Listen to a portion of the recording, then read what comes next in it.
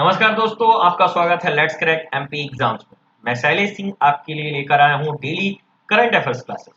दोस्तों, हमारी ये टीम है जो आपको डेडिकेटेड रूप से पढ़ाती है और आपको सभी चीजें बताती है। इसके अलावा मैं अपने बारे में थोड़ा सा बताना चाहूँगा। एमए इकोनॉमिक्स डीएवी भी है और एमबीए मेडिकैप से है। 2016 प्री क्वालिफाइड हूँ और 2 साल से एमपीपीएससी के बच्चों को पढ़ा रहा हूँ। दोस्तों, आपको अनअकैडमी के प्लेटफॉर्म में क्या क्या प्राप्त होगा ये आपको मालूम होना चाहिए। आपको डायरेक्ट अपने एजुकेटर से चैट कर सकते हैं, आप अपनी डाउट्स को पूछ सकते हैं और अपनी डाउट्स को क्लियर कर सकते हैं। इसके अलावा यहाँ पे लाइव टेस्ट होंगे, क्विजेज होंगे, स्ट्रक्चर्ड कोड कोर्स अवेलेबल है, हर चीज तरीके से आपको बताई जाएगी। ठीक है। इसके अलावा इसमें अनलिमिटेड एक्सेस मिलेगा आपको, आप जितने भी बार चाहें उतनी बार वीडियोस देख सकते हैं और जहां पे आपको समझ में नहीं आया दोबारा समझ सकते हैं। दोस्तों, इसके अलावा आपको अनअकैडमी के प्लेटफॉर्म में लाइव क्लासेस फ्री मिलेंगी। जब आप अनअकैडमी का लर्निंग ऐप डाउनलोड करेंगे तो आप लाइव क्लासेस फ्री देख सकते हैं। राइट। हमारे टॉप एजुकेटर्स हैं, आप देख सकते हैं हमारे टॉप एजुकेटर्स, और इनको आप अनअकैडमी के प्लेटफॉर्म में भी देख सकते हैं। इनकी लाइव क्लासेस और इनकी रिकॉर्डेड क्लासेस को भी देख सकते हैं। दोस्तों, इसके बाद क्या क्या कवर कराया जा रहा है वो आप जानना आपको बहुत जरूरी है। आपको पूरा सिलेबस, कंप्रिहेंसिव सिलेबस कवर कराया जाएगा। Geography, history, Indian polity, governance, science, technology, ethics, integrity, aptitude, Indian economy, practice, strategies, CSAT, current affairs, सब कुछ करंट अफेयर्स मैं भी आपको पढ़ाने वाला हूँ और पढ़ाऊंगा। दोस्तों, इसके बाद आपको ये बता दूं, ये सारी सर्विसेज और इतनी सारी सुविधाएं बच्चों को नॉमिनल फी में लर्निंग ऐप के डाउनलोड करने के बाद जब सब्सक्राइब करेंगे तो सिर्फ 6,300 रुपीज ईयरली पैकेज है, साल का 6,300। जब आप लेंगे तो आपको ये फैसिलिटीज जो मार्केट में नॉर्मल जो कोचिंग सेंटर आपको पढ़ा रहे हैं आपसे 50-60 हजार साल का लेते हैं, हम यहाँ सिर्फ आपसे 6,300 रुपये लेंगे। और उसमें अगर एक महीने का फीस फिर से आप इंक्लूड कर देते हैं तो आपको 7,560 रुपए में 2 साल का सब्सक्रिप्शन बिल्कुल मुफ्त में मिलेगा। और ये इतना नॉमिनल है जो कि 315 रुपए मंथली एवरेज में पड़ रहा है, आपको ट्यूशन से भी कम पैसे लग रहे हैं। और ये सब सारी चीजें आपको मेरे कोड लगाने के बाद 10% डिस्काउंट में प्राप्त होगा। डिस्काउंट के लिए आप मेरा कोड लगाएं, शैलेश SHAILESH, जिससे आपको डिस्काउंट प्राप्त होगा। दोस्तों, ये तो रहा अनअकैडमी का बहुत उपयोगी इंफॉर्मेशन आपके लिए जो आपको करना है। इसके बाद मैं आपको अपने मेन उद्देश्य में ले जाता हूं, जो कि मेरा उद्देश्य है आपको डेली करंट अफेयर्स की क्लासेस देना और उसको इतना मजबूत करना एग्जाम में आए और मेरा आपको चेहरा याद आ जाए। चेहरा याद आएगा तो आपको क्वेश्चन याद आ जाएगा। दोस्तों, फिर हम आपको दिखाते हैं पहला क्वेश्चन। केंद्र सरकार ने BS6 श्रेणी के सभी वाहन पर जिस रंग की एक पट्टी लगाना अनिवार्य कर दी है वो है रंग हरा। The central government has made it mandatory for all BS6 category vehicles to have a strip of colour is green. दोस्तों, BS6 है क्या, मैं आपको इसके बारे में थोड़ी सी ब्रीफ इंट्रोडक्शन देना चाहता हूँ। Bharat state emission standards are laid down by the government to regulate to output of air pollutants from the internal combustion engine and spark ignition engine equipment, including motor vehicles. The central government has mandated that vehicle makers must manufacture, sell, and register only BS6 vehicles from April 1st, 2020. The first emission norms were introduced in India in 1991 for petrol and 1992 for diesel vehicles. Followed these, catalytic converter becomes mandatory for the petrol vehicles and unleaded petrol was introduced in market. दोस्तों, BS6 है क्या, इसके बारे में थोड़ी जानकारी ले लेते हैं। BS6 में आपको दिख रहा होगा, ये भारत सरकार ने मैंडेटरी कर दिया है। ये 1 अप्रैल से आपको हर मैन्युफैक्चरर को BS6 मॉडल ही बनाना है, इसके अलावा आप बना नहीं सकते हैं। ठीक है। इसको पहली बार भारत में 1992, 91 और 92 में नॉर्म्स को लागू किया गया। इसके तहत 1991-92 के बाद भारत में अलग अलग भारत स्टेज के जो अपग्रेडेड सिस्टम होते गए उनको भारत सरकार ने इसको कंपलसरी किया। ठीक है। The first time it was introduce इन 1991, ठीक है, फॉर द पेट्रोल। 1991 में पेट्रोल के लिए नॉर्म्स आया और 1992 में ये आया डीजल के लिए। अच्छा, होता क्या है इसमें? इसमें क्या होता है कि जो फ्यूल कंजम्पशन है वो ऐसा रहता है कि पूरा कंज्यूम हो जाता है, उससे वेस्ट नहीं निकलता। कार्बन डाइऑक्साइड, सल्फर, जितनी भी गैसेस आपकी जो पोल्यूशन में होती हैं, जो उसके धुएं में होती हैं, वो सारी चीजें स्मोक में जो होती हैं, वो सारी चीजें कम कर दी गई हैं। कैसे? वो आपके सिस्टम को, इंजन को अपग्रेड करने के बाद, ठीक है। तो ये आपको जानकारी लेना जरूरी है। ये कब से लागू हुआ? 1 अप्रैल 2020 से कंपलसरी हो गया है, ठीक है। हर वाहन के लिए कंपलसरी। 2021 2000 2020 जो है, 2020 1 अप्रैल के बाद जितने भी बनेंगे, मैन्युफैक्चरिंग होंगे, उसमें BS6 मॉडल के इंजन बनाए जाएंगे, ठीक है। 1991 में पहली बार आया, 1992 में वो आया डीजल के लिए। स्विट्जरलैंड में भारत का नया राजदूत हाल ही में जिसे नियुक्त किया गया वो कौन है? स्विट्जरलैंड में भारत का राजदूत नियुक्त किया गया वो है मोनिका कपिल मोहता जी हैं। मोनिका कपिल मोहता जी को स्विट्जरलैंड का नया राजदूत एम्बेसडर नियुक्त किया गया है। India's new ambassador to Switzerland who has recently been appointed Monika Kapil Mohta. Switzerland देख लेते हैं कहाँ स्थित है। ये यूरोप कॉन्टिनेंट में स्थित है, यूरोप महाद्वीप में है, ठीक है। स्विट्जरलैंड, ये व्हाइट कलर का जो आपको दिख रहा है, ये स्विट्जरलैंड है, अलग अलग क्षेत्रों से घिरा हुआ है, आप इसको देख सकते हैं, ठीक है दोस्तों। इसके बाद चलते हैं भारत और जिस देश ने हाल ही में बिजली क्षेत्र में सहयोग बढ़ाने के लिए सहमति पत्र MOU पर हस्ताक्षर किए हैं, वो कहाँ है? वो है डेनमार्क है, जिसके साथ भारत ने MOU साइन किया है। India and the country which recently signed a memorandum of understanding MOU to enhance the cooperation in the power sector. तो हम उस MOU के बारे में पढ़ते हैं थोड़ा। The memorandum of understanding on Indo Denmark energy cooperation between Ministry of Power Government of the Republic of India and the Ministry of the Energy, Utilities and Climate. The Government of Kingdom of Denmark to develop a strong, deep and long-term cooperation between two countries in the power sector on the basis of equality, reciprocity and mutual benefits was signed on 5th June 2020. The MOU was signed by the Mr. Sanjeev Nandan Shahi, Secretary Power from the Indian side, and Mr. Freddy Spani, Ambassador of Denmark to India from Danish side. The MOU provides the collaboration in the areas like offshore winds, long-term energy planning, forecasting, flexibility in the grid, consolidation of the grid codes into integrated and operate efficiently, variable generation options, flexibility in the power purchase. Agreement initiative incentivize power plant flexibility, variability in renewable energy production, etc. The Indian electricity market would benefit from the cooperation with Denmark in these area. Simple शब्दों में मैं आपको बताऊंगा कि क्या है इसका मतलब। जो भारत ने डेनमार्क के साथ MOU साइन किया है, उसमें क्या क्या चीजें इंक्लूड है? उसमें एनर्जी से रिलेटेड जितनी चीजें हैं, चाहे वो रिन्यूएबल एनर्जी हो, चाहे आपकी कन्वेंशनल एनर्जी हो, जितनी भी टाइप्स की एनर्जी हैं, सबको इंक्लूड किया गया है। और उसमें ये किया गया है कि अगर डेनमार्क के पास जितनी भी अपग्रेडेड टेक्नोलॉजी है वो आपको प्राप्त हो सके और भारत में एनर्जी का सोर्स, एनर्जी को और अच्छा किया जा सके, क्योंकि एनर्जी सेक्टर थोड़ा भारत में लैगिंग है, ठीक है। और ये साइन किसके बीच में हुआ? ये यहाँ के भारत के सेक्रेटरी कौन थे? संजीव नंदन शाही हैं, ठीक है। संजीव नंदन शाही जो है, इन्होंने क्या किया है? साइन किया है। वो मिस्टर फ्रेडी सवानी जो है एम्बेसडर डेनमार्क के हैं इंडिया के लिए, उनके साथ साइन किया है। बहुत इंपॉर्टेंट है, हर चीज को वो शेयर करेंगे। पावर सेक्टर की जितनी भी चीजें होंगी उससे रिलेटेड सब भारत को मिलेंगी और भारत को समृद्ध बनने में आसानी होगी।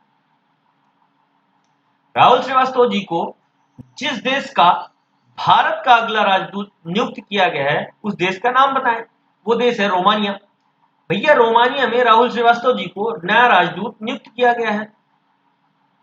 ठीक है, Rahul Shrivastava to whom India's next ambassador has been appointed as Romania। अब रोमानिया के बारे में थोड़ा जानकारी इकट्ठा कर लेते हैं। रोमानिया जो कि साउदर्न यूरोप में है और उसकी नेशनल कैपिटल है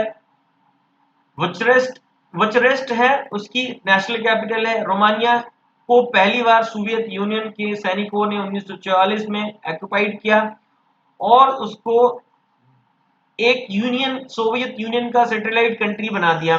भैया अगर हम बैठे यहाँ तो हमारी सरकार वहां चल रही है।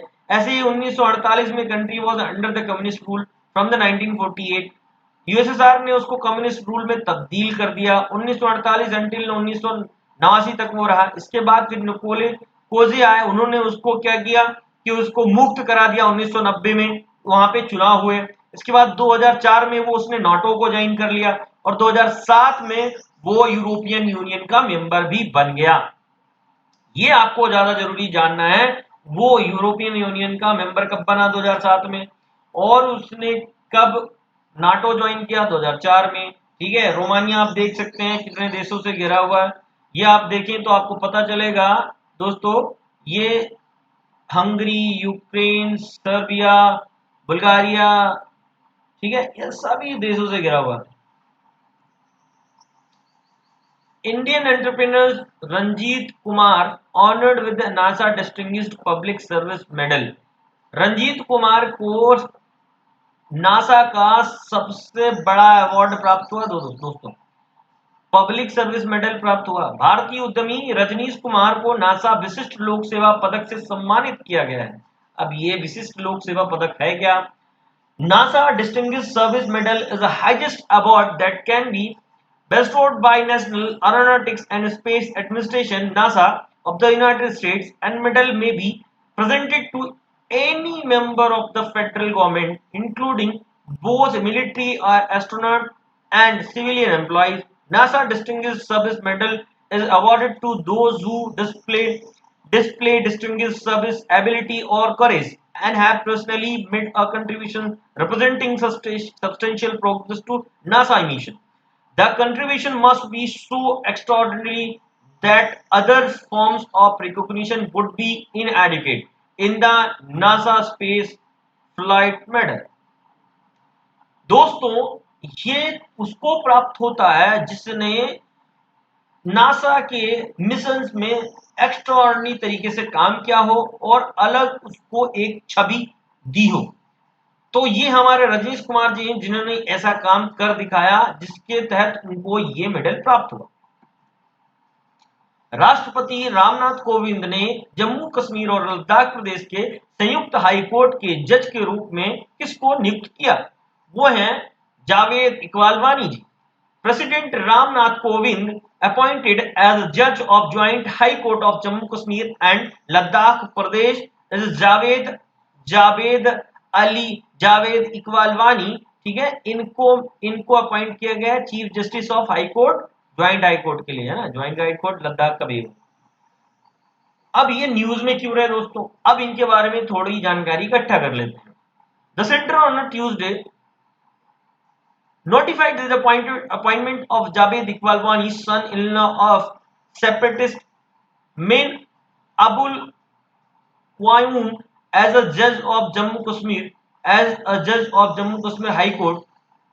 The elevations came a year after Wani's name was recommended in exercise of power conferred by the Clause 1 of Article 217 of the Constitution of India. The President is pleased to appoint Shri Javed Iqbal Wani to be Judge of Common High Court of the Union Territory of Jammu and Kashmir and Union Territory of Ladakh, with effect from the date he assumed charge of his office.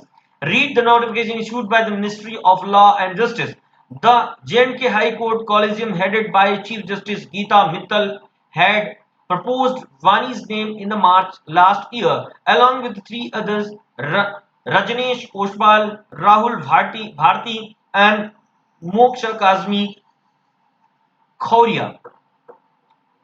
At that time, the center had objected the Wani's elevation after the IB Intelligence Bureau in its report pointed out that his father-in-law Qayyum has had provided a legal assistance to the separatists and was also close to top Kashmiri separatist leader by Sayyid Ali Shah Gilani. दोस्तों क्यों चर्चा में रहे, इसका कारण ये था कि इनके जो सन इन लॉ थे, इनके जो बच्चे के ससुर जी थे, ये एक सेपरेटिस्ट को उन्होंने क्या किया, सेपरेटिस्ट के साथ उन्होंने उनको लीगल असिस्टेंट प्रोवाइड कराया। ठीक है, कहाँ पे, जम्मू कश्मीर में।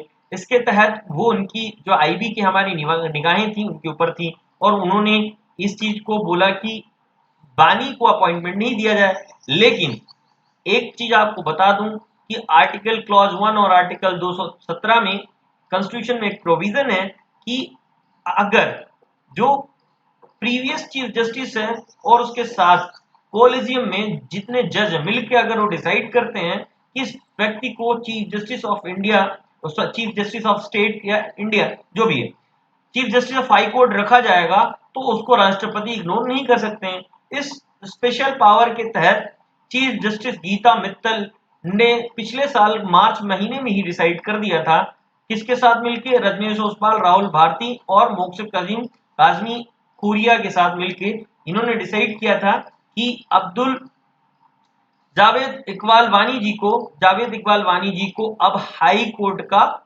नया चीफ जस्टिस नियुक्त किया जाएगा। इसके तहत उनकी नियुक्ति हुई है। छत्तीसगढ़ सरकार ने राज्य में पुलिस कर्मियों के मानसिक तनाव और डिप्रेशन को कम करने के लिए जिस नाम से एक अभियान शुरुआत की है, उसका नाम क्या है दोस्तों? छत्तीसगढ़ सरकार ने एक स्पंदन प्रोग्राम के तहत इनको एक तरीके से तनाव मुक्त होने का नया कार्यक्रम चालू किया है। Chhattisgarh government has launched a campaign to reduce the mental stress and depression of police personnel in the state. It's called Spandan. अब छत्तीसगढ़ के बारे में हम थोड़ी जानकारी इकट्ठा कर लेते हैं। दोस्तों 1 नवंबर 2000 को इसका गठन हुआ। इसके पहले मुख्यमंत्री जी कौन थे? अजीत जोगी जी थे इसके मुख्यमंत्री। ठीक है, अजीत जोगी जी इसके मुख्यमंत्री थे पहले। ठीक है, इसमें विधानसभा सीटें 91 हैं और इसकी राजधानी रायपुर है। जिले 28 हैं। क्षेत्रफल 1,35,194 वर्ग किलोमीटर है। राज्य पशु वन भैंसा है, जंगली भैंसा। राज्य पक्षी है पहाड़ी मैना, हिल मैना जिसे कहते हैं। राज्य वृक्ष है साल या सराय। ठीक है, यह सब सारी चीजें आप बिल्कुल ध्यान में रखिएगा। अगर आप एग्जाम्स देते हैं, कभी आता है, तो बिल्कुल आपको इसमें बहुत बेनिफिट होगा। मुख्य न्यायाधीश हैं यहाँ के PR रामचंद्र मेनो। भूपेश बघेल जी यहाँ के चीफ मिनिस्टर हैं। अनुसुईया उइके जी हैं यहाँ की गवर्नर। 2002 में अंतर्राष्ट्रीय श्रम संगठन ने 12 जून को बाल श्रम दिवस के खिलाफ दिवस घोषित किया है। बाल श्रम के खिलाफ दिवस घोषित किया है। कौन सा दिन है वो? 12 जून को। ठीक है, 2002 में घोषित किया था। In 2002, the International Labour Organization declared the June 12 as the World Day Against Child Labour. ठीक है, ये बिल्कुल ध्यान में रखिएगा। 12 जून कब किया? 2002 में। और है कौन? ILO। थोड़ा सा इसके बारे में भी जानकारी ले लेते हैं। Every year on June 12, the World Day Against Child Labour is observed on June 12 in almost 100 countries all around the globe. According to the International Labour Organization (ILO), there are about 152 million children globally who are engaged in children labor. 72 million of whom are in the hazardous work. Do you know almost one in 10 of children, all children worldwide is child labor? While the number of children in child labor has declined by 94 million since 2000, rate of reduction was slowed by two-thirds of the recent years. ILO launched the World Day Against Child Labor in 2002, after which its annual celebrating the rise awareness about the plight of child laborers worldwide. दोस्तों 12 जून को ILO ने decide किया 100 देशों के साथ मिलकर, जो 100 देशों में 12 जून को चाइल्ड लेबर डे बनाया जाता है।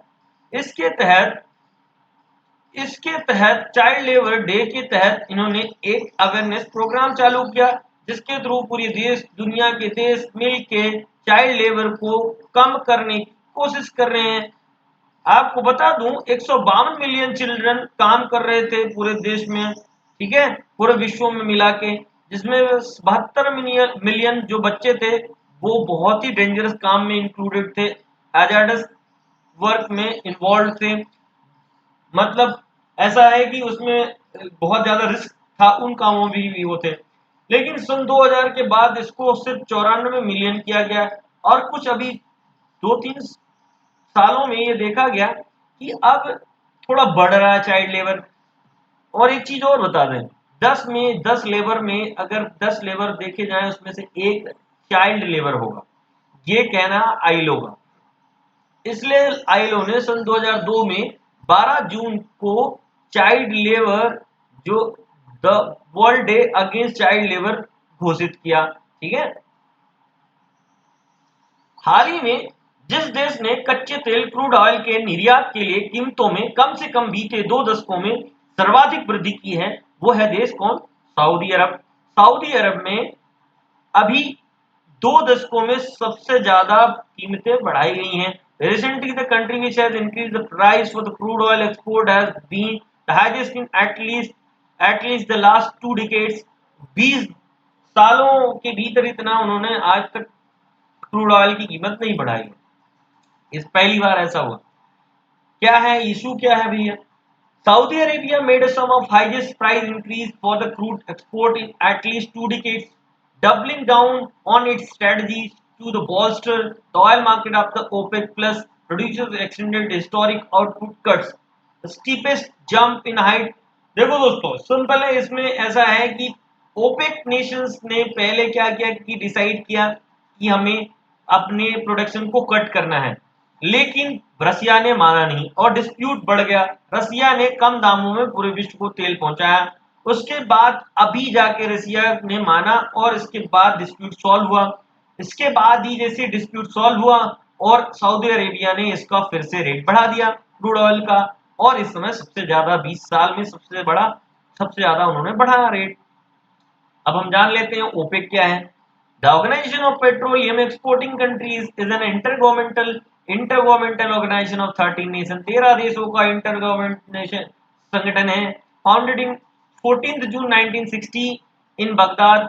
14 सितंबर को 1960 में बगदाद में पहली बार इसका फाउंडेशन हुआ 5 मेंबर्स के साथ। It has since 1965 been headquarter in Vienna, Austria. 1965 में इसका पहली बार वियना में इसका ये हेडक्वार्टर कहाँ है? वियना। ओपेक नेशंस का हेडक्वार्टर कहाँ? वियना। और बना कब है? वियना में कब गया? 1965 में। फाउंडेशन कब हुआ? सितंबर 14 1960। 5 साल बाद ही चला गया Vienna.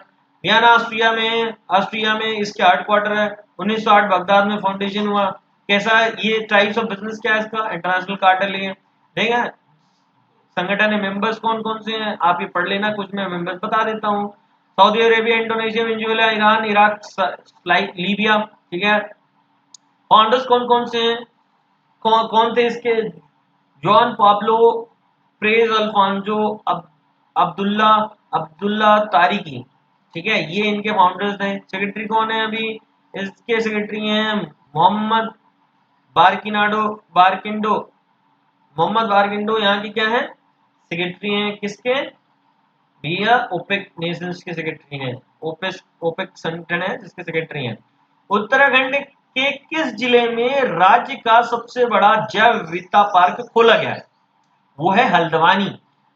Uttarakhand district where the state's largest biodiversity park has been opened in Haldwani.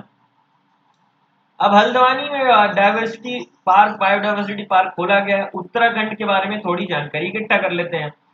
ये एक हिंदुओं के लिए हिंदू प्रिविलेज जो है, जो हमारे हिंदू जितने भी तीर्थ यात्री हैं, तीर्थ पे जाते हैं, उत्तराखंड बहुत बड़ा डेस्टिनेशन उनके लिए। ऋषिकेश बहुत बड़ी जगह है वहाँ पे, और वहाँ पे गंगा आरती भी होती है, स्पिरिचुअल गैदरिंग्स भी होती हैं, बहुत सारी चीज। वहाँ पे जिम कॉर्बेट नेशनल पार्क भी है, जो बंगाल टाइगर्स के लिए अच्छी जगह है जहां पे बंगाल टाइगर्स उपलब्ध हैं। ठीक है, लैंड एरिया देख लेते हैं इसका कितना है।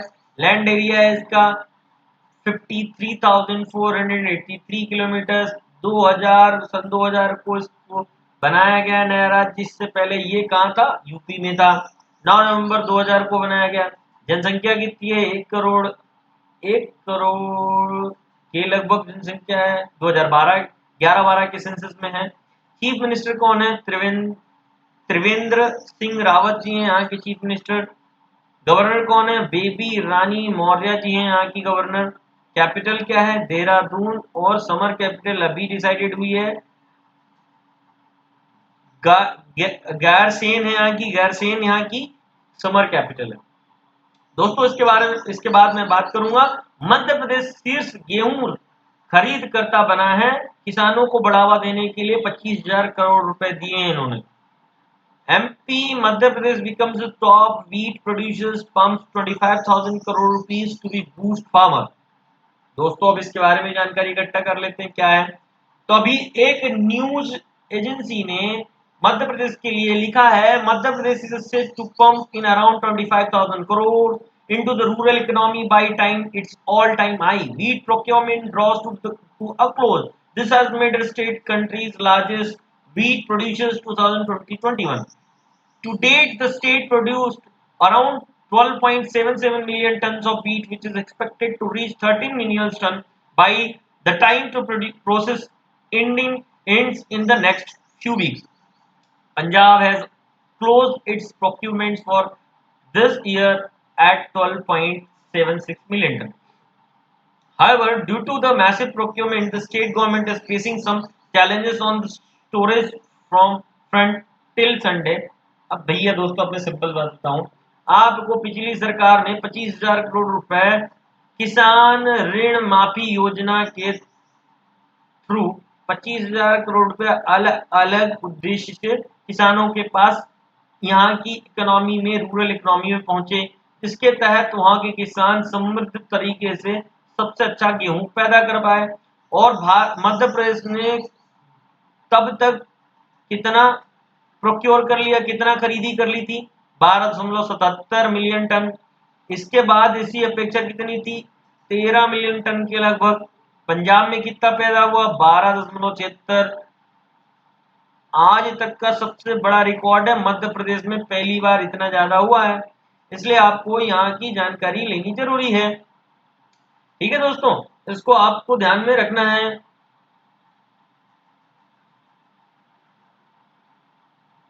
किसको आपको ध्यान में किसको रखना है दोस्तों, कि सबसे बड़ा प्रोड्यूसर बन गया है मध्य प्रदेश। ठीक है, अगर क्वेश्चन में आता है तो बिल्कुल बता देंगे। आरबीआई ने पीपल्स कोऑपरेटिव बैंक्स को नए ऋण देने से रोक दिया है। 6 महीने के लिए जमा स्वीकार सिर्फ रहेगा। पीपल्स कोऑपरेटिव बैंक जो है क्या है, ये बात कर लेते हैं। आरबीआई ने क्यों रोका इसे और ये क्यों न्यूज में है। The reserve bank of India on Thursday said it has barred the Kanpur-based People's Cooperative Banks from granting fresh loan and accepting deposits for 6 months due to its weak financial position। RBI also said no withdrawal of amount of depositors will be allowed from the cooperative banks। अब भैया क्या है मुद्दा, मैं आपको simple शब्दों में समझा देता हूं। ये एक Kanpur based people's cooperative banks है। कोऑपरेटिव बैंक्स की स्थिति बहुत बुरी हुई क्योंकि उनका जो फंक्शनिंग है वो सही तरीके से नहीं हुआ कुछ सालों में। अब जब कुछ सालों में अच्छा नहीं हुआ क्योंकि उनकी जो लोन फ्रेगमेंटेशन थी, लोन किसको डिस्ट्रीब्यूट करना था, उन्होंने एलीट ग्रुप को ही डिस्ट्रीब्यूट किया। अगर एलीट ग्रुप डूबा तो बैंक डूब जाती थी। अभी बहुत सारे एग्जांपल्स हैं, बहुत सारी बैंक हैं। पीएमसी बैंक इसका रिसेंट उदाहरण है जिसने बहुत सारा इन्वेस्टर्स का पैसा डुबाया। क्यों, क्योंकि उन्होंने पर्टिकुलर अपने लोन्स का जो पार्टीशन है एक ही संस्था या एक ही इंस्टीट्यूशंस को दे दिया। उससे उनके अगर 75% पूरा पैसा उनको एक इंस्टीट्यूशन, अगर वो इंस्टीट्यूशन डूबता है तो उससे उनको बहुत नुकसान होगा और पर्टिकुलर बैंक भी डूब जाएगा। क्या होता है, अगर हम लोन देते हैं तो बैंक की एसेट्स होती है, परंतु ये एसेट डिसाइड करता है कौन, आरबीआई। उसके तहत एसेट्स को रिलोकेट किया जाता है, और एलोकेट जो करने का तरीका होता है उसमें आप एक ही जगह पर अपना लोन पूरा नहीं दे सकते हैं, आपको अलग अलग जगह लोन देना होगा। आपको डिसाइड करना होगा अपनी एसेट्स की, आपने अपनी एसेट्स का बंटवारा एलोकेशन कितने कितनी जगह किया है, और जितने भी आपके लोन लेने वाले लोग होंगे आपसे, जिन्होंने लोन लिया होगा, उनको आप उनकी क्रेडिबिलिटी के आधार पर लोन दें। पूरा स्ट्रक्चर अच्छा नहीं है कोऑपरेटिव सोसाइटीज का, कोऑपरेटिव बैंक्स का, इसके कारण उनके फाइनेंशियल पोजीशंस में बहुत अनियमितताएं हैं, और उसके कारण उनकी गिरने की प्रोबेबिलिटी बहुत ज्यादा है। इससे आरबीआई ने अभी पीपल्स कोऑपरेटिव बैंक्स को मना कर दिया कि आप आप कोई भी इन्वेस्टमेंट अभी ना लें, आप 6 महीने तक बिल्कुल लोन नहीं दे सकते हैं। आप कोई भी अमाउंट जो है, एक पर्टिकुलर अमाउंट है डिपॉजिट का, उसको भी आप विड्रॉल करने के लिए आप नहीं कर सकते हैं। ये सारी चीजें उन्होंने 6 महीने के बैन कर दी है। क्यों? क्योंकि इससे क्या होगा कि बाकी जो जिनका पैसा इन्वेस्टेड है उनको दिक्कत ना हो, उनका पैसा सेफ रहे। ठीक है दोस्तों, ये तो थी इसकी खबर। इसके बाद मैं आपको ले चलता हूँ क्वेश्चंस में। आपको दोस्तों मैं पर डे क्वेश्चंस 8 से 10 क्वेश्चंस कराऊंगा, जिससे आपकी प्रीवियस प्रिपरेशन और पर्टिकुलर अभी की प्रिपरेशन वो अच्छी हो सके, और इसके थ्रू आप अपनी जानकारी को और भी इनहांस कर सकें। चलिए दोस्तों क्वेश्चंस में चलते हैं। किस राज्य ने सप्ताह अंत और सार्वजनिक छुट्टियों पर लॉकडाउन का आदेश दिया है? Which state has ordered a lockdown on weekends and public holidays? That is Punjab. दोस्तों पंजाब ने अभी, पंजाब सरकार ने chief minister of CM of Punjab captain Amarinder Singh decided, उन्होंने क्या डिसाइड किया कैप्टन अमरिंदर सिंह ने, कि अब 2 दिन तक आपको ई पास लेकर ही चलना होगा पूरे पंजाब में। सिर्फ एसेंशियल सर्विसेज को छोड़ के बाकी को सबको ई पास लगेगा। ठीक है, सीएम कौन है वहां के? कैप्टन अमरिंदर सिंह है। ठीक है, वहां की राजधानी क्या है? राजधानी चंडीगढ़ है। ज्वाइंट है भैया, ज्वाइंट है, वो हरियाणा और पंजाब की दोनों की है। ठीक है दोस्तों, इसके बाद दूसरे क्वेश्चन में लेके चलता हूं। भारत ने पूछा है कि विजय माल्या द्वारा किसी शरण अनुरोध पर विचार नहीं करना, किस राष्ट्र को उससे पूछा है? Bharat, India has asked which nations to not consider any asylum request by Vijay Mallya. Vijay Mallya द्वारा कोई भी असाइलम रिक्वेस्ट एक्सेप्ट नहीं करना, किसको बोला है? यूके को बोला है कहाँ भैया विजय माल्या? यूके में है, तो कहाँ बोलेंगे? यूके को बोलेंगे। ठीक है, तो विजय माल्या का केस क्या था? बहुत बड़ा केस था, जिसकी जानकारी आपको होनी चाहिए परंतु जरूरी नहीं। ठीक है, that was a big fraud for the banking sector, he got a huge amount of money, उसने बहुत सारा पैसा लिया और भाग गया। किस राज्य ने राज्य स्तरीय नमूना संग्रहण अभियान शुरू किया है? Which state has launch a state level sample collection campaign? वो है कौन सा राज्य है भैया? वो राज्य है आपका उत्तर प्रदेश। उत्तर प्रदेश ने क्या किया है? उत्तर प्रदेश ने एक कैंपेन लॉन्च किया है, जिसके थ्रू वो पूरे स्टेट से सैंपल कलेक्ट करेगा। जैसे रेडी वाले हो गए, जैसे आपके पेपर वाले हो गए, और आपके डिलीवरी बॉयज हो गए, इन सब के कलेक्शंस करेगा, और उससे जानकारी इकट्ठा करेगा कि इन्फेक्शन का रेट कहां से बढ़ रहा है। राइट दोस्तों, तो ये तीसरा क्वेश्चन। चौथे क्वेश्चन में हम जंप करेंगे। किसने होटलों को कोविड-19 अस्पतालों के रूप में उपयोग करने की व्यवहार्यता की जांच करने के लिए एक समिति के गठन का निर्देश दिया है? वो कौन है भैया? दिल्ली हाई कोर्ट ने ऐसा किया है। क्यों किया है? एक बार इसको इंग्लिश में पढ़ लो। Who has directed the formation of committee to examine the feasibility of using hotels as a COVID-19 hospitals? That is Delhi High Court. Delhi high court ने इसमें एक समिति का गठन किया गया है कि जिसमें कोविड-19 के लिए आरक्षित किया गया है सरकार द्वारा, वो सही है या नहीं है, इसकी जांच कौन करवाएगा? Delhi high court. ठीक है भैया, तो इसको आप जानकारी में रखें। अप्रैल में किस देश की अर्थव्यवस्था रिकॉर्ड 20.4% से सिकुड़ गई? Which country's economy shrank by record 20.4% in April? बहुत इंपॉर्टेंट है, अभी डेटा रिलीज हुआ है, वो है यूके। यूके की बहुत खस्ता हालत है भैया। यूके 20% से 20.4% से सिकुड़ गई है। 100 में से 20% इसकी इकोनॉमी सिकुड़ गई। बाल श्रम के खिलाफ विश्व दिवस कब मनाया जाता? दोस्तों मैंने आपको अभी बताया था। When was the World Day Against Child Labor observed? That is 12 जून दोस्तों। 12 जून को आपका मनाया जाता है world day against child labour. भैया विश्व दिवस, बाल श्रम के खिलाफ विश्व दिवस कब मनाया जाता है? 12 जून, याद रखेंगे। 2020 विश्व खाद्य पुरस्कार किसने जीता? Who has won 2020 world food prize? दोस्तों डॉक्टर रतनलाल जी ने जीता है वर्ल्ड फूड प्राइज। ठीक है, वर्ल्ड फूड प्राइज जीता है किसने?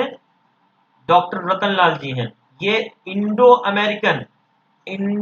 अमेरिकन साइंटिस्ट हैं भैया, इंडो अमेरिकन साइंटिस्ट हैं जिनको ये प्राप्त हुआ। ये अमेरिका में रहते हैं और इंडिया में इनकी पैदाइश हुई, पढ़े लिखे यहाँ हैं और वहां पे काम किया, जिसके थ्रू उनको प्राप्त क्या हुआ? वर्ल्ड फूड प्राइज प्राप्त हुई। बहुत इंपॉर्टेंट है भैया। किस राज्य ड्यूटी सरकार ने आत्मनिर्भर भारत अभियान के तहत योजना के क्रियान्वयन के लिए विशेष कार्यबलों का गठन किया गया है? आत्मनिर्भर भारत भैया, आत्मनिर्भर भारत। आत्मनिर्भर भारत भैया बहुत इंपॉर्टेंट है क्योंकि बहुत सारे एग्जाम्स में पूछा जा सकता है और उससे आपको जानकारी लेना जरूरी है इसके बारे में, आत्मनिर्भर के बारे में। Which state UT's government has constituted special task force for the implementation of schemes under आत्मनिर्भर भारत अभियान? दोस्तों JNK है। जम्मू कश्मीर ने आत्मनिर्भर भारत अभियान के तहत, JNK ने आत्मनिर्भर भारत अभियान के तहत विशेष कार्य बलों का गठन किया है। ठीक है, इसके तहत उन्होंने अलग अलग तरीके से कैसे काम करना है इसके लिए उन्होंने टास्क फोर्स गठन किया गया। गवर्नमेंट ऑफ इंडिया ने उनके लिए अलग अलग अधिकारी अपॉइंट किए जिससे उनका उस स्टेट का फायदा कैसे हो सके आत्मनिर्भर भारत के तहत। दोस्तों तो ये तो सब रहा आज का क्वेश्चन आज तक का। इसके बाद मैं बोलूंगा आपको कि आप YouTube में जाकर लेट्स क्रैक एमपी एग्जाम्स में मेरा वीडियो देखने के बाद आप लाइक करें, शेयर करें, दोस्तों को बताएं कि मैं आपके लिए special daily current affairs classes लेके आया हूं और कुछ ही दिनों में जल्द से जल्द 9 बजे मैं लाइव होने वाला हूं और आप लोगों को लाइव पढ़ाऊंगा current affairs classes. Bell icon दबाना बिल्कुल मत भूलें और टेलीग्राम ऐप में भी आप ज्वाइन कर सकते हैं। लेट्स क्रैक एमपी एग्जाम्स के नाम पे टेलीग्राम ऐप में हमारा चैनल है, उसको आप ज्वाइन कर सकते हैं। इसके अलावा आप जब भी सब्सक्राइब करें, अनअकैडमी के प्लेटफॉर्म में सब्सक्रिप्शन लें तो मेरा कोड लगाना बिल्कुल मत भूलें दोस्तों। कोड है मेरा शैलेश, SHAILESH, ये है कोड, बिल्कुल ना भूलें। ठीक है दोस्तों, इसके बाद धन्यवाद, आपका बहुत बहुत आभार।